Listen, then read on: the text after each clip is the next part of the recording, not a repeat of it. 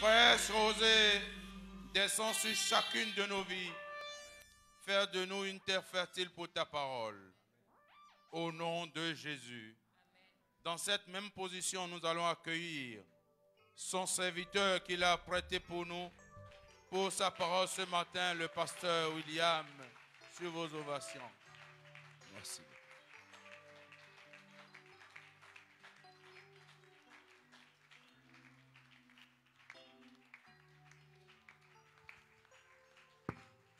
Alléluia. Gloire à Jésus. Gloire à Jésus. Bonjour bien-aimés dans le Seigneur. Amen. Merci de m'avoir acclamé, mais acclame Jésus. Acclame Jésus. Acclame Jésus. Je parle de Jésus. Je parle très bien de Jésus. Acclame Jésus-Christ de Nazareth. Le roi des rois. Le Seigneur des seigneurs. Celui-là qui a le dernier mot. Celui-là qui est digne. Celui-là qui est fidèle et véritable. Celui-là qui n'a point son pareil. Jésus-Christ de Nazareth. Le Fils du Dieu vivant. Le ressuscité d'entre les morts. Le puissant guerrier fort. Redoutable dans les combats. Celui qui t'a donné d'entrer en 2022 et qui te donnera de traverser 2022 et qui te donnera de compter des miracles, des miracles, des miracles, des miracles. Dis avec moi Alléluia ce matin. Dis avec moi gloire à Dieu ce matin. Dis Jésus est fidèle. Dis-le, Jésus-Christ est fidèle. Regarde quelqu'un, dis-lui mon Jésus-Christ est fidèle. Alléluia. Il te fera du bien. Toute cette année 2022. Il te fera du bien. Est-ce que tu le crois? Si tu le crois, dis bien Amen ce matin. Lève ta main droite et déclare sur ta vie. Dis avec moi Saint-Esprit. Je crois et je confesse sur ma vie, sur ma maison, sur mes activités, sur ma famille, sur tout ce qui me concerne, que cette année 2022, l'Éternel me fera du bien. L'Éternel me fera du bien. L'Éternel me fera du bien. Avec Dieu, je ferai des exploits toute cette année 2022. Et l'Éternel écrasera tous mes ennemis. Tous les défis, tous les combats seront aplanis devant moi. Au nom de Jésus-Christ, déclare ces paroles. Continue par déclarer. Parle ce matin. Prophétise. Sois ton propre prophète. Prophétise sur ta vie. Déclare la parole. Déclare que cette année, l'Éternel te fera du bien. Dis-le. Dis que cette année, tout ira bien pour toi. Dis que cette année, ton étoile brillera. Dis que cette année, les plans merveilleux de l'Éternel sur ta vie s'accompliront certainement. Dis que cette année, la bonne main de Dieu sera avec toi. Chaque jour, sa fidélité se manifestera. Dis-le. Et l'Esprit de Dieu le fera pour toi. Et le Saint-Esprit l'accomplira dans ta vie. Il dit la vie et la mort sont au pouvoir de la langue. Quiconque l'aime en mangera les fruits. Ce que tu dis avec foi, c'est ce qui t'arrive. Dis que tout va bien. Au nom de Jésus-Christ de Nazareth, nous avons prié. Christ a promis d'être avec moi, je m'accroche à lui, je m'accroche à lui, il a promis, Christ a promis, ah oui, d'être avec moi, oh oui, sa fidélité durera toujours. Oh oui, sa fidélité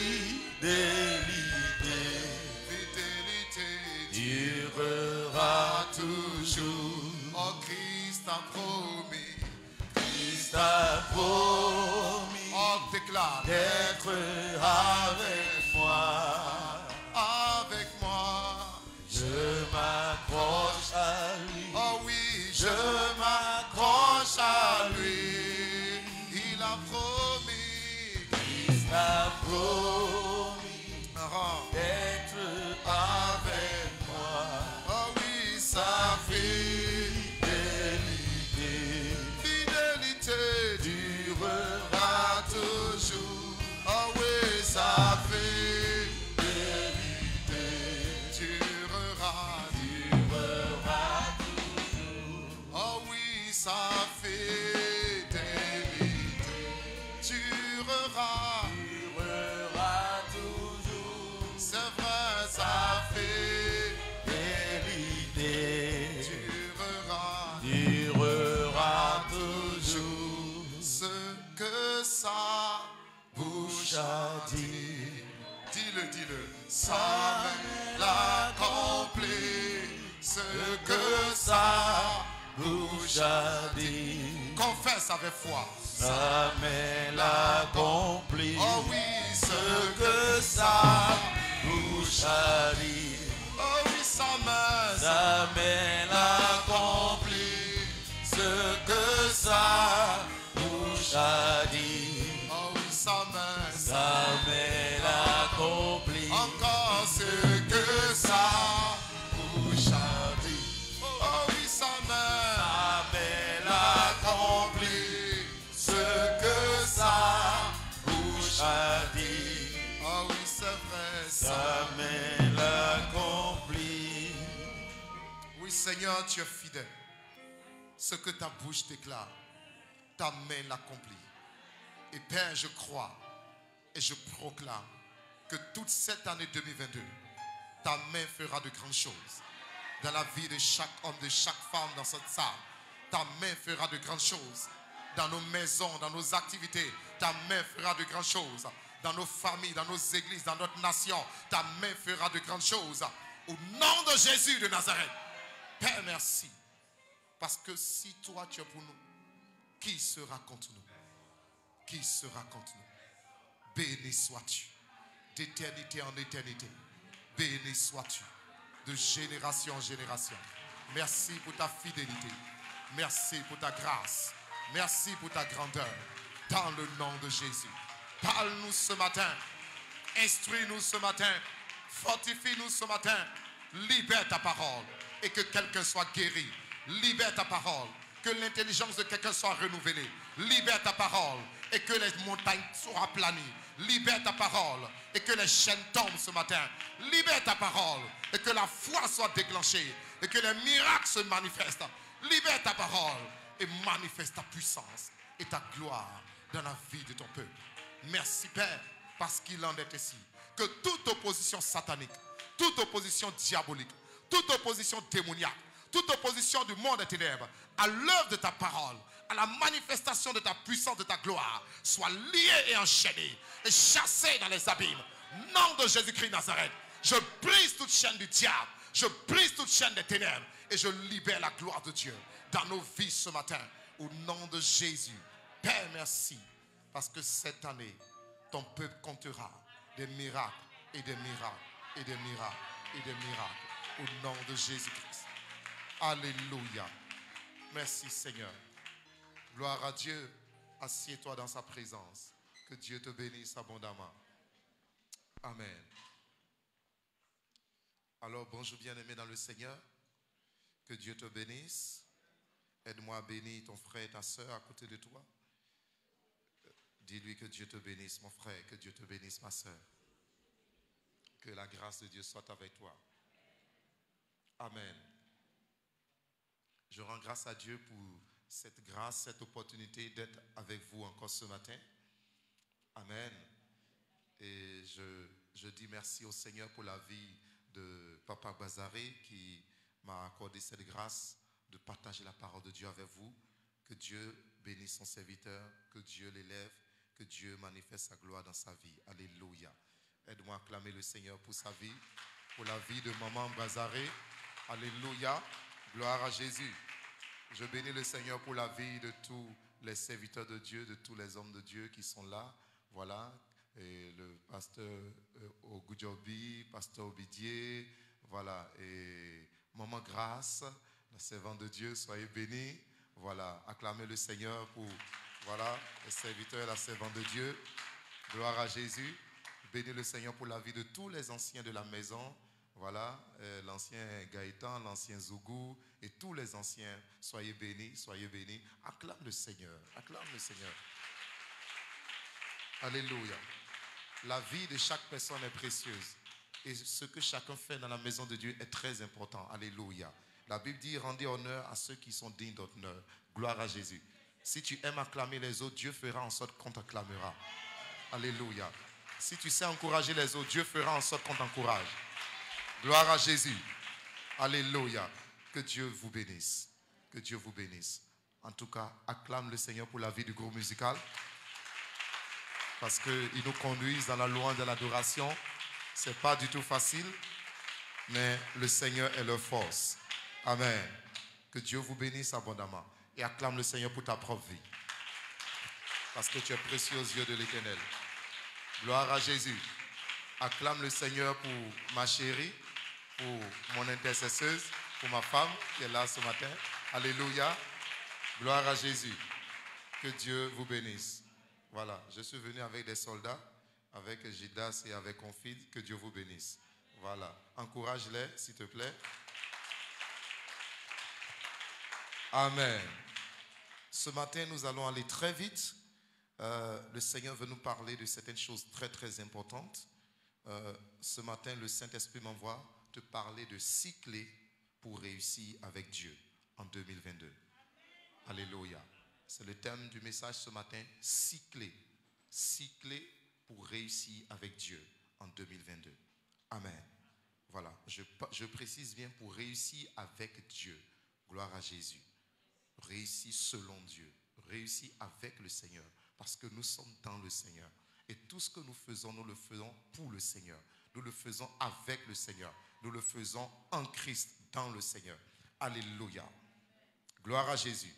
Donc, 6 clés pour réussir avec Dieu en 2022. Gloire à Jésus. Nous allons prendre les passages suivants. Marc chapitre 6, verset 34 à 44. Marc chapitre 6, verset 34 à 44.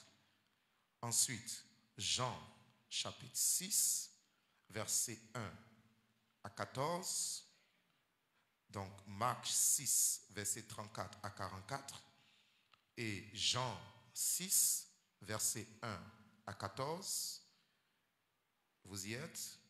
Et le troisième passage que nous allons prendre, c'est 2 Rois, chapitre 4, verset 1 à 7.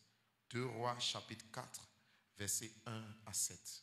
Alors, je voudrais 3 personnes différentes qui vont apprêter ces passages et qui vont les lire au fur et à mesure. Donc, quelqu'un va lire Marc chapitre 6, verset 34 à 44. Quelqu'un va lire Jean 6, verset 1 à 14. Et quelqu'un d'autre va prendre 2 Rois 4, verset 1 à 7. Ces 3 passages vont nous aider à partager ces 6 clés que le Saint-Esprit veut partager avec son Église ce matin. Que Dieu vous bénisse. Oui. Amen.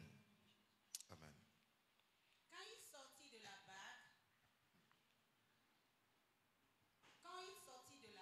Jésus vit une grande foule et fut ému de compassion pour eux parce qu'ils étaient comme des brebis qui n'ont point de berger, et il se mit à leur enseigner beaucoup de choses. Comme l'heure était déjà avancée, ses disciples s'approchaient de lui et lui dirent: ce lieu est désert et l'heure est déjà avancée. Renvoie-les afin qu'ils aillent dans les campagnes et dans les villages des environs pour s'acheter de quoi manger. Jésus leur répondit: donnez-leur vous-même à manger. Mais il leur dit: irions-nous acheter des pains pour 200 derniers et leur donnerons-nous à manger? Et ils leur dirent: combien avez-vous de pain? Allez voir. Ils s'en allèrent et répondit: 5 et 2 poissons. Alors il leur donna et il leur commanda de les faire tous asseoir par groupe sur les manger de sang et de ses comptes. Il prit les 5 pains et les 2 poissons et, levant les yeux vers le ciel, il rendit grâce. Puis, il rompit les pains et les donna aux disciples, afin qu'ils les distribuassent à la foule. Il partagea aussi les 2 poissons entre tous. Tous mangeaient et furent rassasiés. Et l'on emporta 12 paniers pleins de morceaux de pain et de ce qui restait des poissons. Amen. 44. Alléluia. Ceux qui avaient mangé les pains étaient 5000 hommes. Amen. Que Dieu bénisse sa parole. Jean chapitre 6, verset 1 à 14. Jean 6, 1 à 14. Après cela, Jésus s'en alla de l'autre côté de la mer de Galilée, de Tibériade. Une grande foule le suivait parce qu'elle voyait les miracles qu'il opérait sur les malades. Jésus monta sur la montagne et là il s'assit avec ses disciples. Or, la Pâque était proche, la fête des Juifs. Ayant levé les yeux et voyant qu'une grande foule venait à lui, Jésus dit à Philippe, où achèterons-nous des pains pour que ces gens aient à manger? Il disait cela pour l'éprouver, car il savait ce qu'il allait faire. Philippe lui répondit, les pains qu'on aurait pour 200 deniers ne suffiraient pas pour que chacun en reçût un peu. Un de ses disciples, André, frère de Simon-Pierre, lui dit, il y a ici un jeune garçon qui a 5 pains d'orge et 2 poissons. Mais qu'est-ce que cela pour tant de gens? Jésus dit, faites-les asseoir. Il y avait dans ce lieu beaucoup d'herbes. Ils s'assirent donc, au nombre d'environ 5000 hommes. Jésus prit les pains, rendit grâce et les distribua à ceux qui étaient assis. Il leur donna de même des poissons, autant qu'ils en voulurent. Lorsqu'ils furent rassasiés, il dit à ses disciples, ramassez les morceaux qui restent, afin que rien ne se perde. Ils les ramassèrent donc, et ils remplirent 12 paniers avec les morceaux qui restèrent, des 5 pains d'orge, après que tous eurent mangé. Ces gens, ayant vu le miracle que Jésus avait fait, disaient, celui-ci est vraiment le prophète qui doit venir dans le monde. Alléluia. Il les ramassait donc et il remplit 12 paniers avec les morceaux qui restaient des 5 pains d'orge après que tous eurent mangé. Je veux parler et prophétiser sur la vie de quelqu'un. À la fin de 2022, tu auras beaucoup de réserves. Est-ce que quelqu'un comprend? Je dis à la fin de 2022, tu auras beaucoup de bénédictions en réserve. Tu auras beaucoup de grâce en réserve. Alléluia. Non seulement tu auras eu assez pour satisfaire tous tes besoins, pour satisfaire les besoins des autres, et il t'en restera encore en abondance. Reçois cela au nom de Jésus de Nazareth. Alléluia. 2 Rois chapitre 4, Amen. 1 à 7. Oui. Amen. Amen. 2 Rois 4, à partir du premier verset. Oui. Une femme d'entre les femmes des fils des prophètes cria à Élisée en disant, ton serviteur, mon mari, est mort. Yes. Et tu sais que ton serviteur craignait l'Éternel. Oui. Or, le créancier est venu pour prendre mes 2 enfants et en faire ses esclaves. Élisée lui dit, que puis-je faire pour toi? Dis-moi, qu'as-tu à la maison? Elle répondit, ta servante n'a rien du tout à la maison qu'un vase d'huile. Et il dit, va demander au dehors des vases chez tous tes voisins, des vases vides, et n'en demande pas un petit nombre. Quand tu seras rentré, tu fermeras la porte sur toi et sur tes enfants. Tu verseras dans tous ces vases et tu mettras de côté ceux qui seront pleins. Alors, elle le quitta. Elle ferma la porte sur elle et sur ses enfants et lui présentait les vases. Et elle versait. Lorsque les vases furent pleins, elle dit à son fils, présente-moi encore un vase. Mais il lui répondit, il n'y a plus de vase, et l'huile s'arrêta. Elle alla le rapporter à l'homme de Dieu et il dit, va vendre l'huile et paie ta dette et tu Amen. Alléluia. Il en restera suffisamment. Je dis, il en restera suffisamment. Je dis bien, il t'en restera suffisamment. Au nom de Jésus de Nazareth. Alléluia. Que Dieu bénisse sa parole. Alors, ces 3 passages des Saintes Écritures nous aideront à comprendre ces cycles pour réussir avec Dieu en 2022. Alléluia. Les 2 premiers passages, Marc chapitre 6 et Jean 6, nous rapportent la même histoire. 2 témoins, Jean témoin, Marc témoin, les 2 racontent la même histoire. Et les détails que l'un a omis, l'autre a donné, s'est rappelé de ces détails. Lorsque nous mettons Marc 6 ensemble et Jean 6 ensemble, nous avons l'essentiel des détails de ce qui s'est passé lorsque Jésus a multiplié ses pains et ce poisson. Alléluia. Et ces poissons. Alléluia. 2 Rois chapitre 4 nous raconte une autre histoire, un autre miracle de Dieu. Donc ces 3 passages des Saintes Écritures nous rapportent des miracles que le Seigneur a opérés, des miracles que Dieu a opérés. Comment a-t-il opéré ces miracles? Qu'est-ce qui s'est passé? Qu'est-ce qu'il faut comprendre pour voir des miracles s'opérer dans ta vie? Le Saint-Esprit va nous aider à comprendre ce matin. Alléluia. La première chose que je veux dire, je prends Marc chapitre 6 comme la référence de base. La Bible nous dit que Jésus était là et toute une foule était devant lui.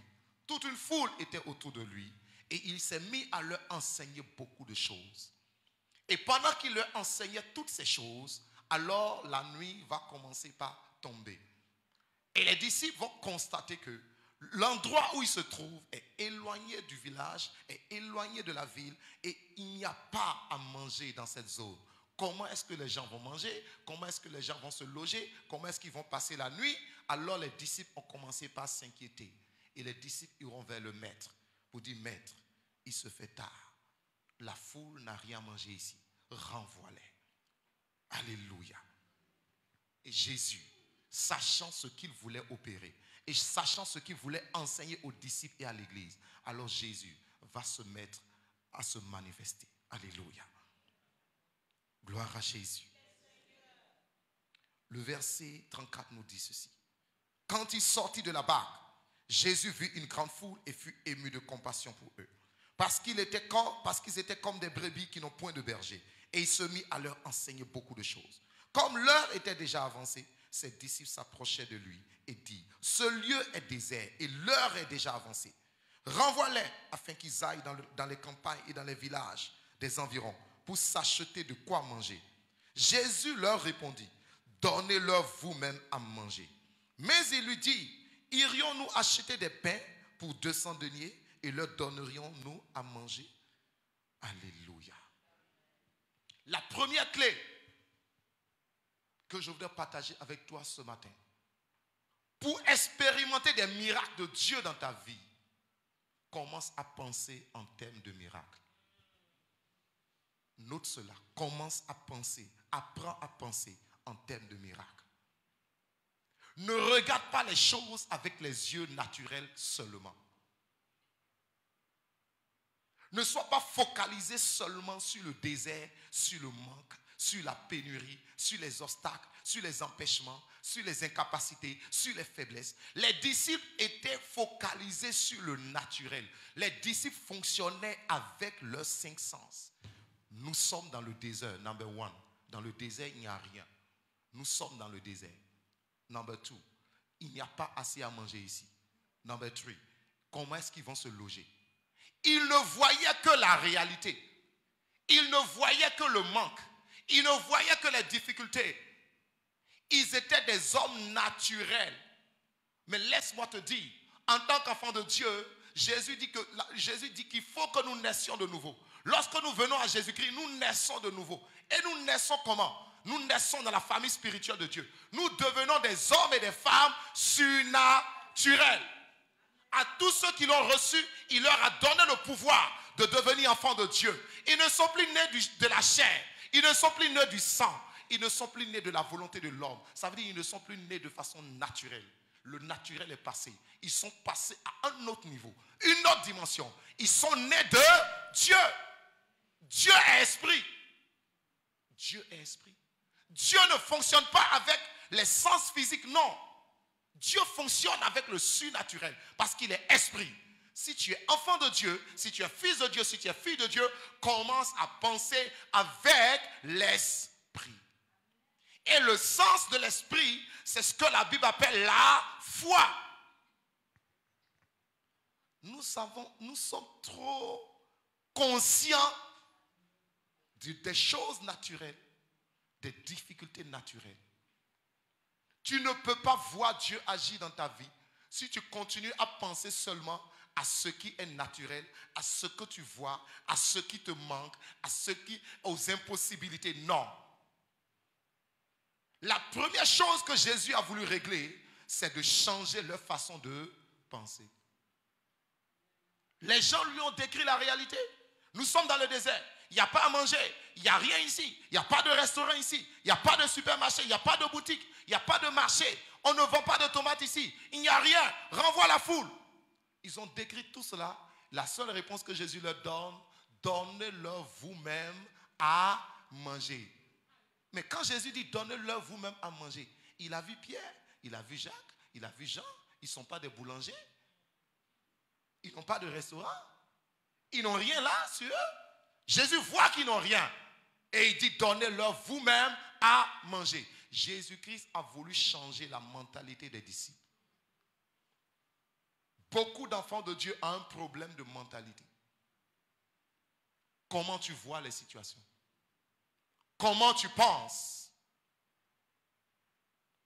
Parce que ce que tu penses, c'est ce qui sera ainsi pour toi. Les enfants de Dieu, dans toute l'histoire biblique, ont souvent eu ce problème. Imaginez le peuple de Dieu sorti de l'Égypte. Ils ont traversé la mer Rouge. Ils ont vu de grands miracles. Ils se retrouvent à l'entrée de Canaan. Le Dieu qui a détruit toute l'armée d'Égypte, l'armée, la première puissance mondiale en ce temps. Le Dieu qui a ouvert la mer et vous êtes passés et qui a refermé la mer sur vos ennemis. Le Dieu qui a fait tant de choses. Il vous dit, je vous donne le pays en possession. Quand ils sont arrivés à l'entrée de Canaan, ils sont allés espionner Canaan. Ils ont vu que le pays est bon. Le coule là-bas le lait et le miel. Mais ils avaient un problème. Ils étaient toujours focalisés sur les 5 sens. Ceux qui habitent le pays sont des géants. Nous sommes des sauterelles devant eux. Ils étaient limités dans leur esprit. Ils ont oublié que c'est l'Éternel qui a parlé. Ils ont oublié que c'est le Créateur qui a parlé. Beaucoup d'enfants de Dieu oublient souvent que c'est celui qui est mort et qui est ressuscité et qui est vivant éternellement, que c'est lui qui est avec toi. Beaucoup d'enfants de Dieu oublient souvent que nous ne parlons pas d'un petit Dieu, nous ne parlons pas d'une idole, nous parlons du Créateur des cieux et de la terre. Y a-t-il quelque chose qui soit impossible à Dieu? Regarde quelqu'un, dis-lui, en 2022, commence par élever ta pensée. Arrête de fonctionner avec tes 5 sens. Ce que tes yeux voient, ce que tes oreilles entendent, ce que tes mains touchent, ce que ta langue bouge. Non. Il y a plus que cela en toi. Tu es un homme spirituel. Commence à voir les choses avec le sens de l'esprit. Le sens de l'esprit, c'est la foi. Jésus dit, apprends. Ça dit, Jésus dit, donnez-leur vous-même à manger. Donc la première clé, apprends à penser en termes de miracle. Apprends à penser de façon surnaturelle. La deuxième clé que Jésus-Christ va enseigner aux disciples. Parce que tout ça, pour obtenir le miracle, il y a des clés à connaître. La deuxième clé, Jésus va leur poser une question. Combien avez-vous? Combien avez-vous? Regarde, quelqu'un dit-lui, combien as-tu? Ils étaient tellement sûrs qu'il n'y a rien qu'ils ont oublié qu'il y avait quand même un minimum. Combien avez-vous? 5 pains, 2 poissons. Jésus dit, allez voir, allez vous assurer et venez me répondre. Combien avez-vous? Jésus-Christ les a amenés à commencer par réfléchir sur ce qu'ils ont. La deuxième clé, commence toujours avec ce que tu as. Commence toujours avec le peu que tu as. Commence toujours avec combien tu as. La deuxième clé pour voir Dieu opérer des miracles dans ta vie, commence toujours avec le peu que tu as. Dieu ne te laissera jamais la main vide. Dieu a toujours mis un dépôt en toi. Il y aura toujours quelque chose. Il y aura toujours un point de départ. À toi d'avoir le discernement. Jésus leur dit, combien avez-vous? Combien avez-vous? Commence toujours avec ce que tu as. Si tu penses que tu n'as rien, tu te trompes. Tu as encore au plan naturel. Élève ton esprit. Aie le discernement. Il y a quelque chose que Dieu t'a donné. Commence toujours avec ce que tu as. Beaucoup commettent l'erreur de vouloir avoir beaucoup avant de commencer. C'est faux. Si tu veux avoir beaucoup avant de commencer, tu n'iras nulle part et Dieu n'agira pas dans ta vie. C'est pourquoi la Bible dit que Dieu aime prendre les choses faibles du monde pour confondre les fortes. Dieu aime prendre les choses folles, insensées, pour confondre les sages. Dieu n'aime pas prendre ce qui est déjà... Non! Il prend le peu et il le multiplie. Et on sait que ça, aucun homme ne peut le faire. C'est Dieu qui l'a fait. Afin qu'à la fin, toute la gloire lui revienne. Alléluia. C'est pourquoi aussi le prophète va demander à la femme, qu'as-tu? Qu'est-ce que tu as? Elle dit, je n'ai rien du tout, sinon un peu d'huile. Je n'ai rien du tout. C'est-à-dire pour elle, un peu d'huile, ce n'est rien du tout. Voyez sa mentalité. Je n'ai rien du tout. Beaucoup de chrétiens aujourd'hui, ah, qu'est-ce que tu as? Non, moi, je n'ai pas étudié beaucoup. Je n'ai pas un grand diplôme. Ah, moi, en tout cas, je ne connais personne. Ah, moi, beaucoup de chrétiens sont dans cette mentalité. Il n'y a personne pour m'aider. Je n'ai pas de relation. Je n'ai pas ceci. Je n'ai pas de diplôme. Si j'avais un bon diplôme, j'aurais un bon travail. Il y a des gens qui ont les diplômes et ils sont employés de ceux qui n'ont pas de diplôme. Sur la même terre. Il y a des gens qui ne savent pas écrire leur nom. Mais chaque fin du mois, ils payent le salaire de centaines de personnes. Sur la même terre. Ils marchent sur la même terre que toi. Ce n'est pas une affaire de diplôme. Si Dieu ne t'a pas donné de diplôme, Dieu t'a donné quelque chose. Tu as un talent en toi. Tu as une capacité en toi. Il y a une intelligence en toi. Il y a une sagesse en toi. Il y a quelque chose que Dieu t'a donné. Et à partir de là, tu peux réussir. Dieu n'est jamais injuste. Jamais. Jamais. Le Seigneur a toujours mis quelque chose en toi. Commence avec ce que tu as. Commence à réfléchir. Qu'est-ce que j'ai? Tu veux faire un projet, tu veux monter un projet. Ah, moi je n'ai personne. C'est faux. Peut-être que Dieu t'a donné une relation et c'est toi qui n'as pas le discernement. Peut-être que Dieu t'a donné une pensée et tu n'as pas le discernement. Peut-être que Dieu t'a donné un petit capital, un minimum, et tu ne sais pas. Il y a beaucoup qui pensent qu'il faut avoir 1 million, 10 millions, 100 millions avant de commencer une affaire. Non. Des gens ont commencé une affaire, un commerce avec 10 000 francs.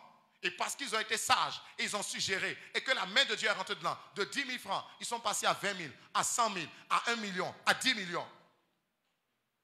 On commence toujours quelque part. Le miracle de Dieu commence quelque part. Alléluia. Alléluia. Donc commence toujours avec ce que tu as. Et fais confiance au Dieu de la multiplication. C'est la deuxième clé que Jésus a enseignée à ses disciples. Commencez avec ce que vous avez. C'est pourquoi un jour, quand Jésus a fini sa mission, il est parti. Les apôtres vont appliquer la leçon qu'ils ont reçue ici. La Bible déclare qu'ils étaient en train d'aller au temple. Et pendant qu'ils approchaient de la porte appelée la Belle, un homme va leur dire, un mendiant paralytique va leur dire, donnez-moi. Paul va dire, je n'ai pas argent, je n'ai pas or, mais j'ai quelque chose. J'ai l'onction. J'ai le nom de Jésus. ce que j'ai, je te le donne. Il n'a pas dit je n'ai rien. Non. Il dit je n'ai pas d'argent, je n'ai pas d'or. Ça là je sais. Mais aussi je sais que j'ai quelque chose d'autre. Qui est plus que l'argent, qui est plus que l'or. Au nom de Jésus, lève-toi et marche. Il était conscient qu'il avait quelque chose. Sois conscient que Dieu t'a donné quelque chose. Et qu'avec ce qu'il t'a donné, tu vas réussir. Alléluia. Gloire à Jésus. La femme avait un peu d'huile.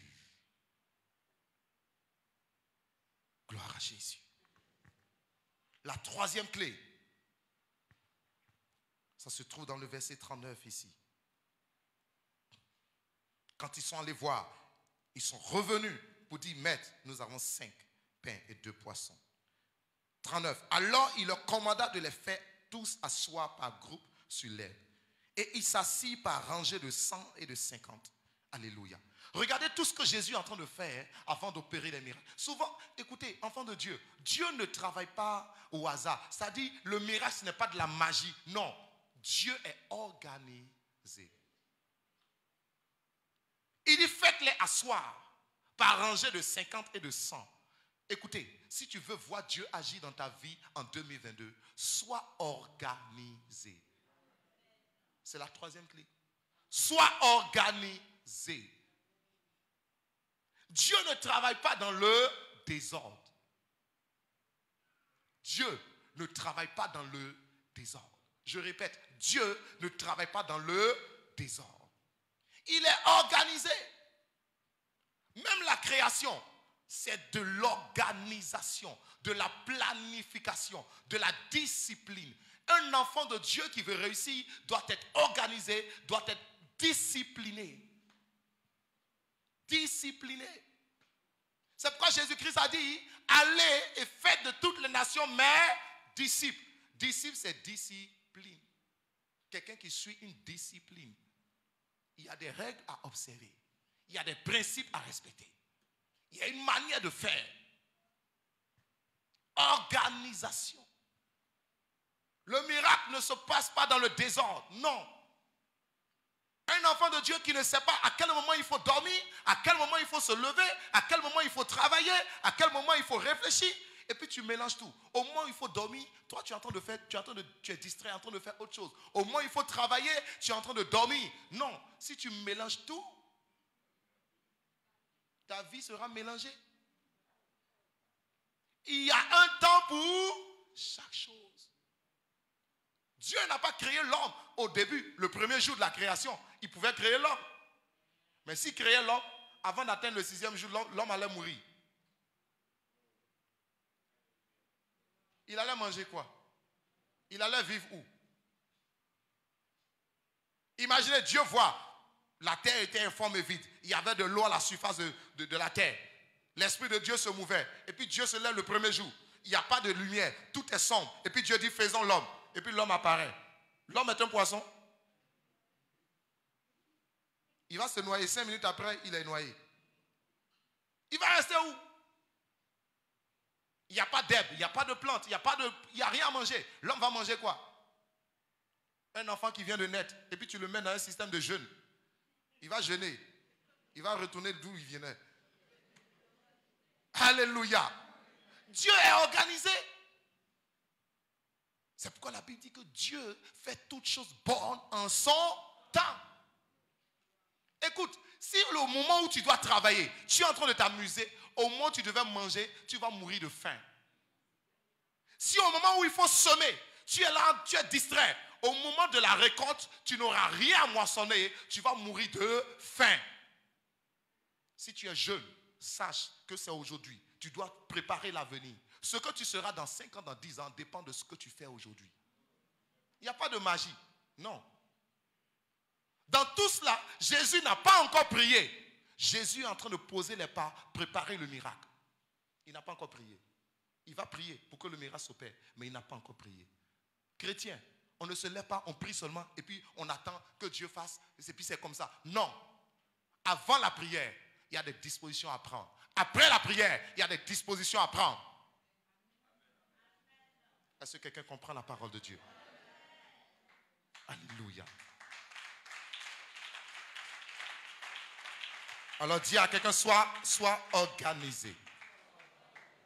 Sois discipliné pour réussir avec Dieu. 1 Corinthiens chapitre 9, versets 24 à 27. Nous allons lire rapidement. 1 Corinthiens 9, versets 24 à 27.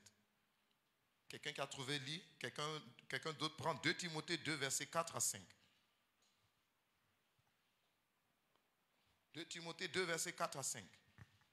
Et quelqu'un prend Ecclésiaste 10, verset 10. Tout cela parle de l'organisation, de la discipline, de la planification. Oui, 1 Corinthiens 9, 24 à 27 dit quoi? Ne savez-vous pas que ceux qui courent dans le stade courent tous, mais qu'un seul remporte le prix? Un seul remporte le prix. Tout le monde court, mais il y a un vainqueur. Oui? Courez de manière à le remporter. Courez de manière. Dis à quelqu'un, courez de manière, cours de manière. Il ne s'agit pas de courir pour courir. Il y a une manière de courir pour remporter le prix. Une manière. La manière là, c'est cela. C'est l'organisation. La manière dont tu vas t'organiser pour étudier, c'est ce qui va déterminer ton succès aux examens, à tes études. La manière dont tu vas t'organiser dans ton travail, c'est ce qui va déterminer la prospérité, la réussite dans ton travail. Il y a une manière. La manière dont tu vas marcher avec Dieu, obéir à sa parole, vivre dans la sainteté, dans la pureté, éloigner le péché, c'est ce qui va te permettre d'avancer avec Dieu, d'atteindre la maturité spirituelle. C'est ce qui va faire que ta voix sera entendue dans les cieux lorsque tu vas prier. Parce que Dieu n'exauce pas le pécheur. Si tu joues avec le péché, tu peux aller faire 470 jours de jeûne et prière. Le Seigneur va fermer ses oreilles. Il n'écoutera pas tes prières. Parce que Dieu n'écoute pas la prière de celui qui s'assoit dans le péché, la discipline. Jésus dit, si vous voulez me suivre, portez votre croix, chargez-vous de votre croix et suivez-moi. On ne suit pas Jésus sans la croix. Et la croix, c'est quoi? Galates 5, verset 22. Ceux qui appartiennent à Jésus-Christ, 22 ou 24. Ceux qui appartiennent à Jésus-Christ ont crucifié la chair avec ses passions et ses désirs. On ne suit pas Jésus et puis on vit n'importe comment, on fait ce qu'on veut et puis on dit qu'on suit Dieu. Tu ne verras pas sa main agir comme ça. Non. Il y a une manière. Il y a une manière. La sainteté, l'obéissance, l'humilité. Dieu bénit, Dieu élève les humbles et Dieu résiste aux orgueilleux. Ce n'est pas que Dieu n'exauce pas seulement l'orgueilleux. Ce n'est pas que Dieu oublie l'orgueilleux. Ce n'est pas que Dieu n'entend pas l'orgueilleux. Dieu résiste aux orgueilleux. Ouvre ton dictionnaire et cherche le sens de résister. Dieu s'oppose.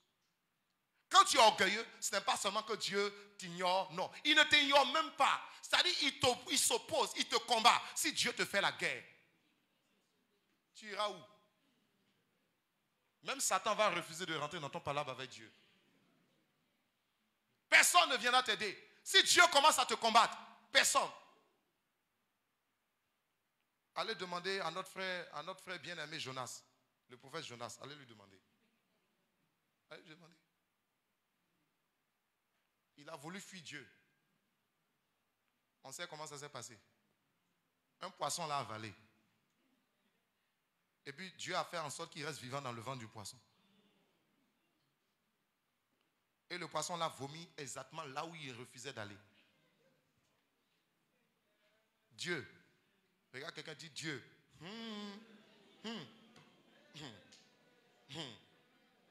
Alléluia. Oui, 2 Timothée 2, 4 à 5. 2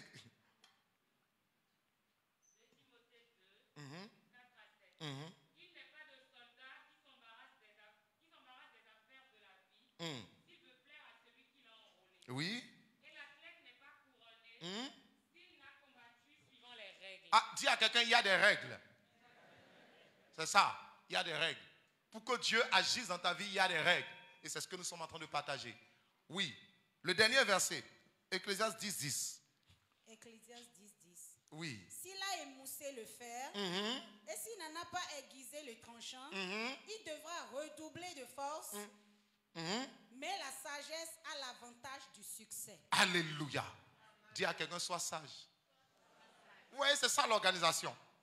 S'il a émoussé le fer, il devra redoubler d'efforts. Mais la sagesse a l'avantage du succès. Je vais t'expliquer ça simplement. Il parle ici de quelqu'un qui a pris une hache et qui est en train de couper du bois. Je vais prendre un autre exemple très pratique que tout le monde connaît. Tu prends un couteau et tu veux couper peut-être de la viande. Si le couteau est émoussé, émoussé veut dire que ce n'est plus tranchant. Tu as tellement utilisé ça que maintenant ce n'est plus tranchant. Et il y a longtemps que tu as limé ça.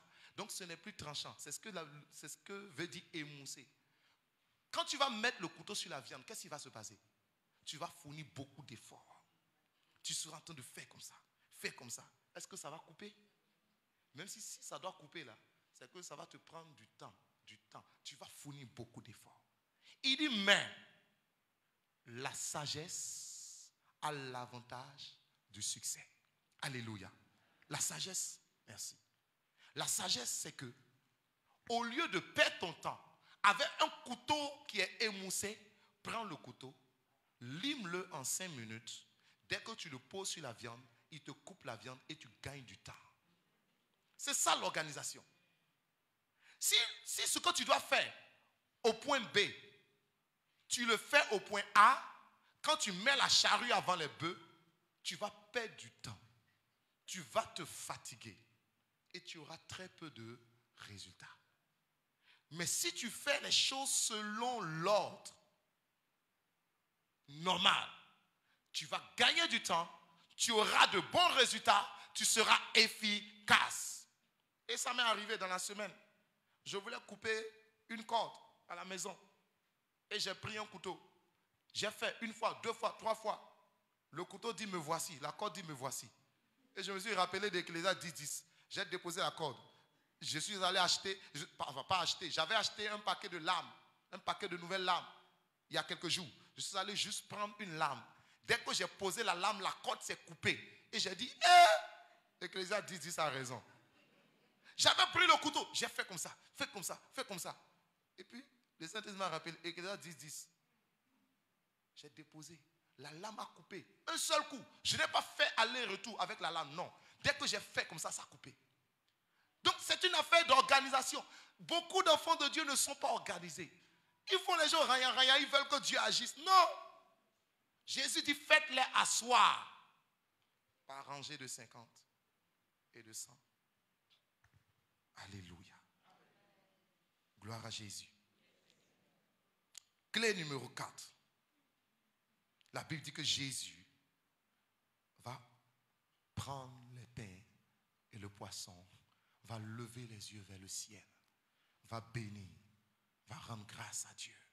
Alléluia. Il va lever. Le fait de lever les yeux vers le ciel, c'est quoi? C'est la prière. Rendre grâce, c'est louer et adorer. Remercier Dieu.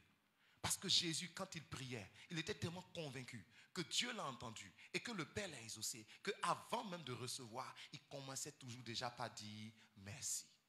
Devant la tombe de Lazare, il va dire, Père, je te dis merci parce que je sais que tu m'as déjà exaucé. Quand tu pries, ne sors pas de ta prière. Mon frère, comment ça va? En tout cas, on est là-haut. J'ai prié, je sais que, en tout cas, j'attends pour voir comment Dieu va faire. Cette mentalité-là, dépose ça. Si tu as prié, crois. Si tu ne crois pas, va recommencer la prière. Parce que tu as perdu ton temps. Quand tu pries, crois. Crois. Donc, prie avec foi. La clé numéro 4, prie avec foi et rends grâce à Dieu avec foi. Dans tout ça, les pains ne sont pas encore multipliés. Mais Jésus est en train de passer étape par étape. Alléluia. Prie pour ton projet. Prie pour ton mariage. Prie pour ta famille. Prie pour ton travail. Tous les défis. Présente à Dieu avec foi. Et remercie-le. Adore-le. Voilà pourquoi moi j'aime beaucoup l'adoration. Parce que j'ai compris. Quand je ne sais même pas comment prier, je commence par l'adorer. Quand je commence par l'adorer, je l'ai toujours vu agir. Toujours. Parce que quand tu l'adores, tu le lèves au-dessus de tout. Quand tu le lèves au-dessus de tout. Dieu aimait le roi David parce que le roi David était un adorateur. C'est-à-dire avec les brebis, avec sa harpe, il chantait. Les psaumes, nous prions les psaumes, nous les prenons comme des prières. C'était des prières de David, mais en fait c'était des chants d'adoration, de louange. Il chantait. Sa prière était chantée. Et Dieu ne pouvait pas résister à cela. Au point où David chante et le démon qui a possédé Saül sort de Saül. La louange et l'adoration. Un enfant de Dieu qui sait prier et qui aime adorer, qui aime louer, qui aime glorifier Dieu. La foi va monter dans ton cœur. Les montagnes vont s'aplaner. Les portes vont s'ouvrir. Les barrières seront déplacées. Jésus a levé. Il a rendu grâce. Cette année 2022, prie avec foi. Et rends grâce à Dieu. Dis-lui merci. Parce qu'il a déjà fait. Tes yeux n'ont pas encore vu. Mais ton cœur doit croire. Et ton cœur doit dire merci. Alléluia. Gloire à Jésus. Gloire à Jésus. Le prophète a dit à la femme, rentre, va prendre des vases, arrange. Tout ça c'est l'organisation. Va prendre des vases, arrange. Et commence à verser. La femme n'a pas raisonné. Elle a cru. Elle a cru. Alléluia. Clé numéro 5. Le temps avance, on va aller vite. Clé numéro 5. Ça se trouve dans le verset 41 de Marc 6. Jésus a pris les 5 pains, c'est-à-dire la partie B. 41, la partie B, la deuxième partie. À partir de puis, il rompit les pains et les donna aux disciples afin qu'ils les distribuassent à la foule. Il partagea aussi les 2 poissons en tous. Alléluia. Après avoir prié et rendu grâce, qu'est-ce que Jésus a fait? Écoutez, ce point est tellement important, cette clé est tellement importante. Ça dit, clé numéro 5, pose des actes de foi. Pose des actes de foi. Pose des actes de foi. Et le miracle suivra. Écoutez, le miracle suit toujours. Le miracle ne précède pas. Le miracle ne précède pas l'enfant de Dieu. Le miracle suit l'enfant de Dieu. Voici les signes, voici les miracles qui accompagneront ceux qui auront cru. Les miracles t'accompagnent. Jésus dit qu'ils accompagneront. Quand on parle d'accompagner, c'est que la personne est en mouvement. Il faut que tu sois en mouvement pour que ça t'accompagne. À quel moment exactement les pains se sont multipliés? Vous pensez que c'est quand Jésus a prié? Non. La Bible dit qu'il a prié, il a rompu et il a donné à ses disciples pour dire allez distribuer. Lorsque les disciples ont pris 5 pains dans leurs mains avec 2 poissons et lorsqu'ils se sont mis à distribuer, lorsqu'ils ont posé l'acte de distribuer, alors au fur et à mesure où ils prenaient et ils donnaient, ça se remplaçait dans le panier. Au fur et à mesure qu'ils donnaient, ça se remplaçait. Au fur et à mesure qu'ils donnaient, ça se remplaçait. Ça se multipliait. Le miracle suit pendant que tu te mets en action. Le prophète qui a dit à la femme, va prendre des vases. Il n'a pas dit, l'huile va se multiplier et tu vas renverser ça dans des vases. Non. Il dit, prends la petite bouteille d'huile que tu as et commence à verser dans des vases. Il fallait d'abord que cette femme laisse le raisonnement naturel. Il y a beaucoup de personnes parmi nous, si on avait dit ça, ils vont dire, le gars là, il se fout de moi. Le prophète là, il se fout de moi. Il pense que je suis timbré ou bien quoi. Je vais prendre une petite bouteille d'huile et je vais me mettre à renverser dans des vases. Écoute-moi bien. Si tu veux voir Dieu agir dans ta vie, n'attends jamais que de voir la multiplication. La multiplication ne précédera jamais. La multiplication viendra pendant que tu seras en action. Imaginez cette femme en train de prendre une petite bouteille d'huile. Elle verse dans la première bassine. Quand elle verse dans la bassine, elle se rend compte que la petite bouteille d'huile là, ça ne finit pas. C'est bizarre, ça ne finit pas. Pendant qu'elle pose l'acte, l'huile coule, l'onction coule, la puissance coule, le miracle coule. Quand une bassine est remplie, elle dit amenez-moi la seconde bassine. On emmène la seconde bassine. Elle pose l'acte, l'huile continue à couler. Quand ça finit, amenez-moi une autre bassine. Elle pose, l'huile continue à couler. Quand les bassines sont finies, les bassines sont finies, il n'y a plus d'acte à poser. Elle dit amenez, on dit les bassines sont finies. La Bible précise, l'huile s'arrêta. Le miracle va s'arrêter lorsque tu vas t'arrêter. Tant que tu bouges, le miracle bougera. Dieu n'agit pas au hasard, non, Église. C'est pourquoi il dit, ne méprisez pas les faibles commencements. Si tu veux avoir beaucoup avant de commencer, tu ne commenceras jamais. Commence avec le peu que tu as. Fais confiance à Dieu. Et pendant que tu seras en train de poser les actes. C'est pourquoi Jésus dit au paralytique, lève-toi et marche. Il faut qu'il pose l'acte de vouloir se lever. Et c'est pendant qu'il pose l'acte que le miracle s'accomplit. Jésus va dire aux 10 lépreux, allez vous montrer au sacrificateur. Ils ont dit, Seigneur, nous sommes lépreux impurs, purifie-nous. Il dit, allez vous montrer au sacrificateur. La Bible dit, pendant qu'ils étaient en chemin, ils vont constater. S'ils n'avaient pas pris la route, ils ne verraient rien. S'ils attendaient de rester devant Jésus, Jésus guérit-nous d'abord, non? Pour qu'on aille se montrer au sacrificateur. Ils ne verront rien. Beaucoup d'enfants de Dieu sont assis. Tu es assis au même niveau. Tu ne veux pas reprendre tes études. Parce que tu te dis, ah, tu raisonnes. Reprends tes études, va t'inscrire. Tu vas voir qu'avant la fin de l'année, Dieu va créer des ouvertures et tu auras l'argent pour payer la scolarité. Ah, le montant de la scolarité, c'est trop lourd. Si je commence, je ne peux pas finir. Quand tu vas commencer, Dieu va ouvrir les écluses. Ah, ce commerce-là, j'ai besoin normalement de 500 000. Si tu as 50 000, commence avec les 50 000. Si tu commences avec les 50 000, pendant que tu évolueras, Dieu créera les situations et tu auras tout ce qu'il faut pour continuer et aller jusqu'au bout. Commence avec ce que tu as. Crois, pose des actes de foi. Lève-toi. Lève-toi. Lève-toi dans la foi cette année. Et avance avec Dieu. Change de niveau de vie. Ne reste pas au même niveau. Ne reste pas au même niveau, non. Tant que tu seras là, en train de raisonner, en train de calculer, tu ne verras rien. Un autre exemple, il y a tellement d'exemples. Dieu, c'est comme ça que Dieu agit. Nous devons le connaître. Jésus multiplie l'eau en vin. Il dit aux serviteurs, prenez de l'eau, remplissez les vases. Ils n'ont pas raisonné. Ils ont pris, ils ont rempli. Il dit, prenez maintenant dans un bol, dans un verre, et allez donner à l'organisateur. Allez donner à l'organisateur. Voici l'organisateur. Tiens. À quel moment l'eau est devenue du vin? Pendant que le serviteur a pris et qu'il est en chemin pour aller donner à l'organisateur. Le serviteur sait que c'est de l'eau. Lui-même, s'il avait raisonné pour dire, mais attends, Jésus, quand même. Tu me dis de prendre de l'eau pour aller. Alors, on parle de vin. Et tu me dis de prendre de l'eau pour aller donner à quelqu'un. Il va me gifler. Il n'a pas raisonné. Il a obéi simplement.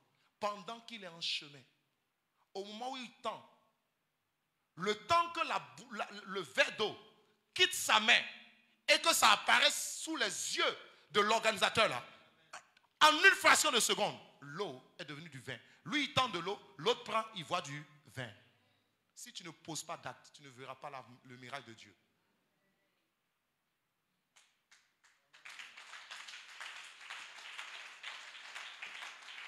Alléluia. Est-ce que quelqu'un comprend? Clé numéro 6. Gloire à Jésus. La clé numéro 6, c'est dans le verset 43 de Marc 6. Et l'on emporta 12 paniers pleins de morceaux de pain et de ce qui restait des poissons.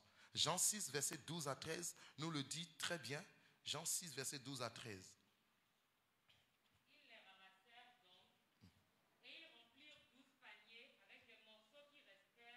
Non, lis le verset 12. Le verset 12.